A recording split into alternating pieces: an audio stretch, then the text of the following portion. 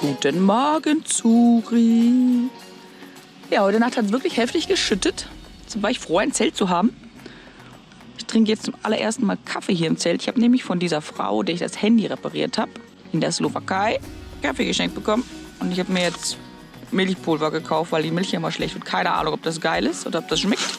Und jetzt gibt es morgen Kaffee, weil heute wird auch ein Regentag, ne? So ab 11 kommt der Regen, Zuri. So, wir sind wieder on Tour. Heute kommen wir wohl um den Regen nicht drum rum. Aber ab morgen scheint die Sonne wieder. Oh, hier ist der Regen. Nach 2 Tagen hat er mich erreicht.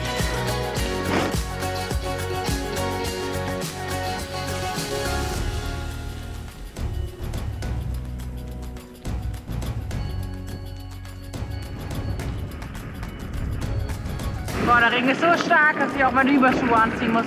Irgendwie nur einen guten Platz zum Halten. Weil meine Finger sind kalt. Ich habe keine regendichten Handschuhe.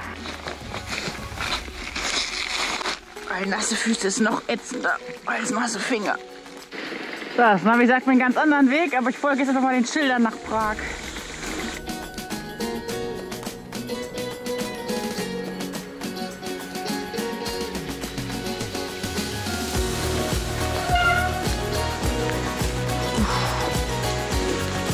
Wie sind jetzt alle Radwege weg? Außer dieser hier. Das ist wirklich Mist. Wo ich denn jetzt lang? Raus?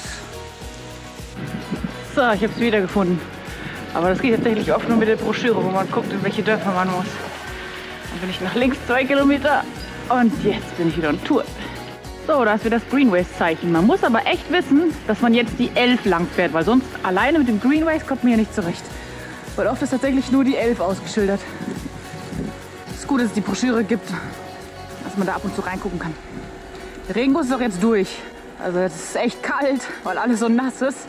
Aber der Berg kommt. Kann ich ein bisschen wieder aufwärmen. Würde ich eine Kurzbeschreibung für den Greenways suchen, wäre es ja echt die Strecke der Seen, Schlösser und Hügel.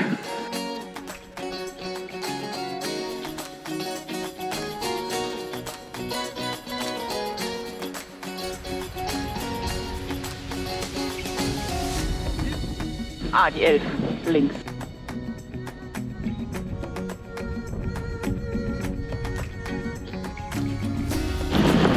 Der Regen ist zurück!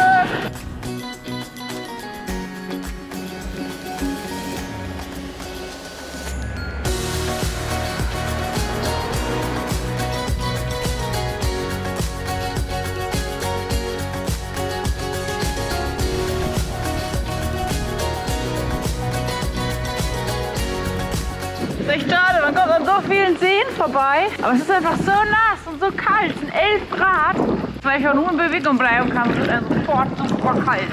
Zürich ist auch noch am Rumjaulen, wenn es den Berg runtergeht und der Wind jetzt so frisch ist. 10 Kilometer kommt irgendeine Stadt, da machen wir mal eine Pause.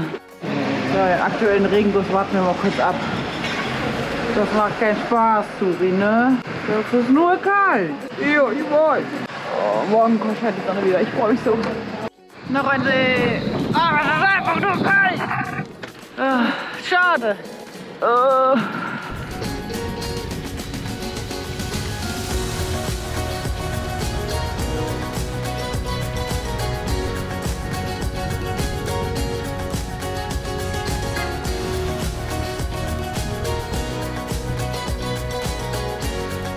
ist unser Pausenort.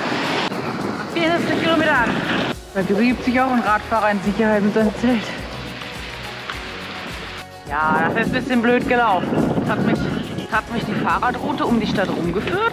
Ich hätte gehofft, einfach einen anderen Weg rein. Und hier gibt es ein Restaurant, aber das hat jetzt Mittwoch auf und heute ist Montag. So, also muss ich in die nächste Ortschaft. 7 Kilometer und da gibt es wohl ein Restaurant.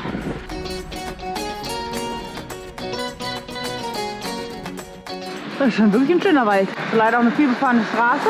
Und gleich kommt ein Berg. Mal wieder. Schön. Fahrer hat man wirklich auch die Möglichkeit, den Fluss wahrzunehmen. So, zurück müssen wir wieder nebenher laufen. Langsam.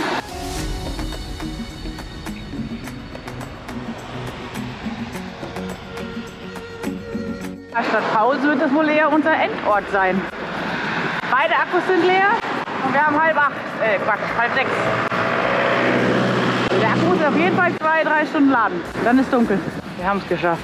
Jetzt ausruhen, Zuri, und aufwärmen. Wie vorausgesagt haben wir jetzt 10:30. Ich habe den ganzen Abend im Restaurant verbracht. Der eine Akku ist vollgeladen, der andere 3/4 voll. So, der Regen ist quasi auch durch. Es nieselt nur noch ein bisschen. Und jetzt müssen wir noch einen Schlafplatz finden, weil es ist wirklich kalt. Ich habe jetzt relativ schnell dieses kleine Bushäuschen entdeckt. Ich werde jetzt einfach in diesem Bushäuschen schlafen, ist mir egal. Es ist zwar eine relativ große Straße, aber ich habe echt keine Lust mehr zu suchen und es ist kalt. Ich kann sogar meinen Atem sehen. Das ist so krass. Und der erste Bus kommt um 5:12 Uhr. Dann kann ich mich hier hinlegen und schlafen.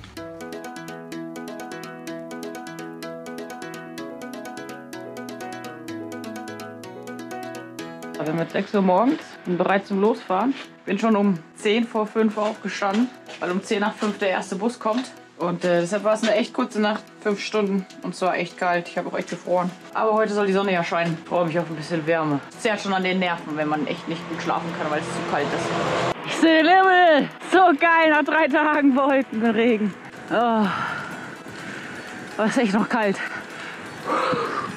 Ich sehe meinen Atem. Ich weiß nicht, ob ihr ihn seht.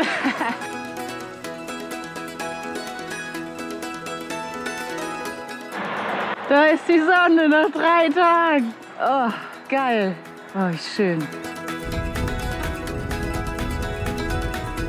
Oh Mann, jetzt ist mir mitten auf einer fetten Kreuzung die Kette abgerutscht. Ich weiß gar nicht warum. Ich muss mal gucken, dass ich die irgendwie da drauf gezogen kriege. Wie ist die denn abgerutscht?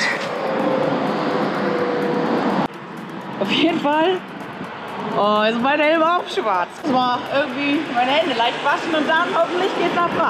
Ja, die Kette ist schon wieder ab. Ich frage mich, was da los ist. Warum springt sie denn dauernd ab? So, ich hatte mal wieder Glück im Unglück. 800 Meter weiter von meiner Fahrradbahn ist nämlich ein Geschäft, bikestrike.com. Ich habe um 8 Uhr aufgemacht, war um 7:55 hier und er hat alles repariert. Er meinte, die Schrauben waren irgendwie falsch eingestellt und da war auch irgendwas mit den Bremsen und er hat alles gemacht und er wollte gar nichts dafür haben. Ich könnte noch eingeölt und jetzt alles wieder perfekt. Das ist ja beschissen. Dieser Weg nach Prag. Finde ich denn jetzt einen Umweg? Boah, das ist jetzt ja gar nicht so einfach. Ja, also hier geht's ja nicht weiter. Da komme ich auch echt nicht drum rum. Mit einem normalen Fahrrad hätte ich da vielleicht vorbeikommen können. Aber mit Hänger geht das nicht. Da hinten ist bestimmt schon Prag. Krass, wenn jeder denkt nur an die schöne Altstadt. Oh, es hat ganz schön viele Hochhäuser. Also Plattenbauten. Ja, also wir suchen uns jetzt einfach den Weg nach Prag. Irgendwie drumrum. Guck dich mal diese Bordsteine an, ey. Die sind ja mörderisch. Hoffe ich immer, dass du nicht umkippt.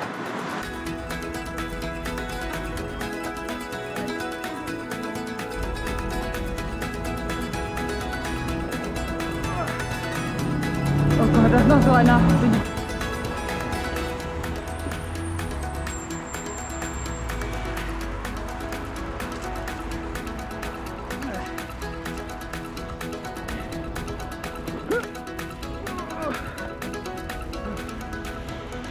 Wir cruisen jetzt durch die Prager Vororte. Hier ist mal wieder ein Fahrradweg, aber auch nicht unserer. Oh, ich frage mich echt, wo der lang führt. Also scheint die Navigation noch nicht so 100% zu stimmen, was ich mir runtergeladen habe. Oh, schöner Stadtwald. Gott, Großstädte sind immer stressig mit dem Fahrrad. Ich bin gespannt, wie das in der Altstadt wird. Und das Fahrrad läuft wie geschmiert. Und das im wörtlichen Sinn.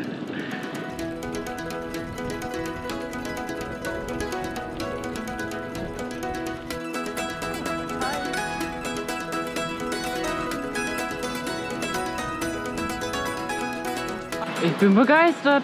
Wir sind jetzt so 7 Kilometer vom Zentrum. Und das Fahrradweg ist mit genau ins Zentrum und ist einfach grün. Tatsächlich kein Müll, habe ich bisher gesehen. Wie sehr wir eigentlich schon in der Stadt sind, sieht man halt immer an diesen Abschnitten. Da muss man immer ein bisschen durch und dann kommt das nächste Grüne. Das ist schon echt cool. Ja, wir sind gleich im Zentrum. Guck dir mal die Häuser an. Prachtvoll. Ich muss nur leider auf den Bürgersteig fahren, weil sonst die Autos nicht vorbeikommen. Wir sind jetzt am tanzenden Haus angekommen. Das ist der Spitzname von einem Bürogebäude, was 96 verwirklicht wurde. Und laut einer Umfrage zu den 5 tollsten Gebäuden gehört, die in Tschechien die letzten 90 Jahre gebaut wurden. Das ist schon irgendwie cool.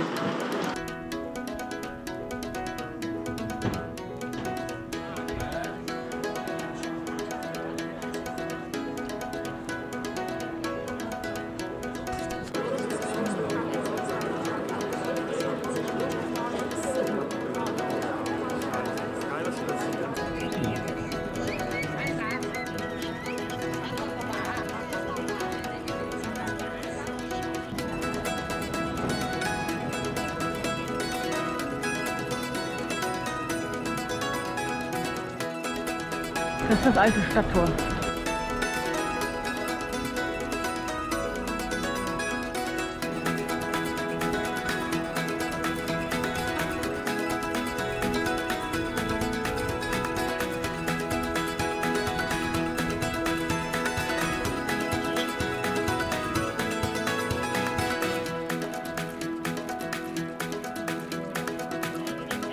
ist echt ein Gebäude schöner als das andere.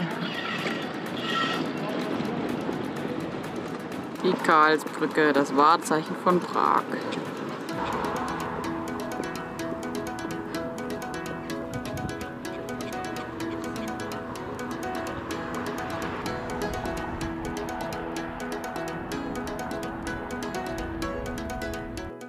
Oh, hier nochmal die berühmte Karlsbrücke. Das ist wirklich keine Stadt fürs Fahrradfahren.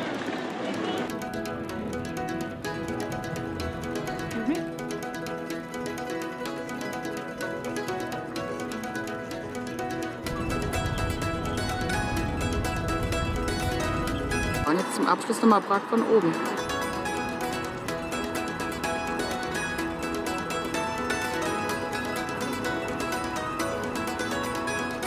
So, jetzt verlassen wir Prag durch den Park. Das liebe ich an Komoot, wenn es mich immer nur zu Treppen schickt. Meine Güte. Jetzt umkehren auf Volksbahn. Da durchpassen. Das wird auch abenteuerlich.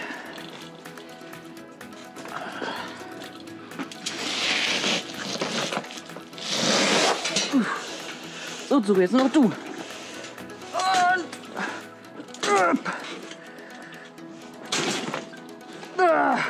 durchgeschafft. Ja, ja, immer die Anhänger. Die werden nicht berücksichtigt. Und noch ein Park. Ich hätte nicht erwartet, dass Prag so grün ist. Und auch so sauber. Wow.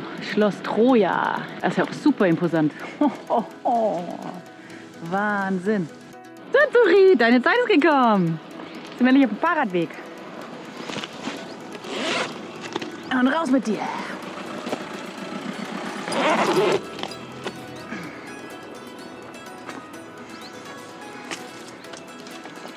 Oh, Zuri.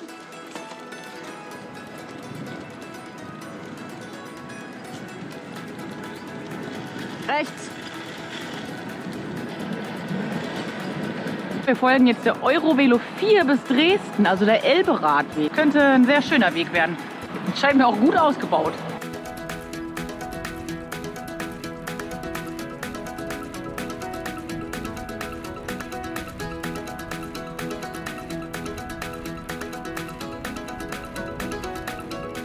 Seht ihr den Mann da vorne? Der fährt einen E-Scooter und ich fahre 20. Der muss mindestens das Doppelte fahren. 40. Ich wusste gar nicht, dass die E-Scooter so schnell sein können. Na, schmeckt dir? Zuri hat gerade Wurst geschenkt bekommen. Jede Menge.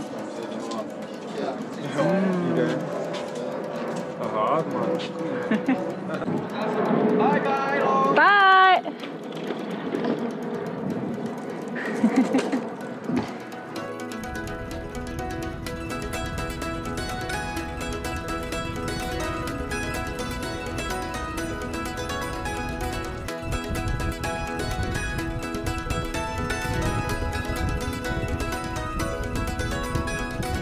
Ah, da sind wir wieder.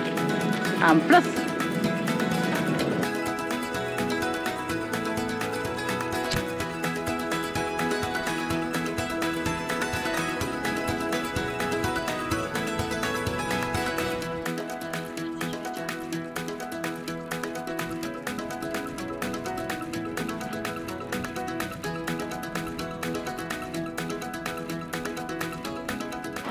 So Eisengitter ist echt das Bescheuerste für Hunde. Zuri, das tut in den Pfoten weh. Da, links. Das kannst du leider nicht, das Kommando. Macht aber nichts. Das sind hier Mückenschwärmer, die unterwegs sind. Da muss man echt immer aufpassen, dass man die nicht aufisst.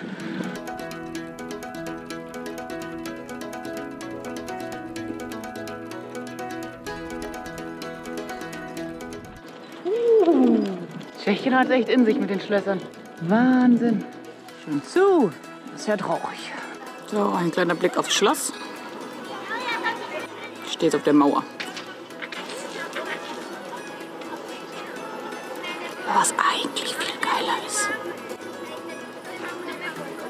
ist dieser Sonnenuntergang.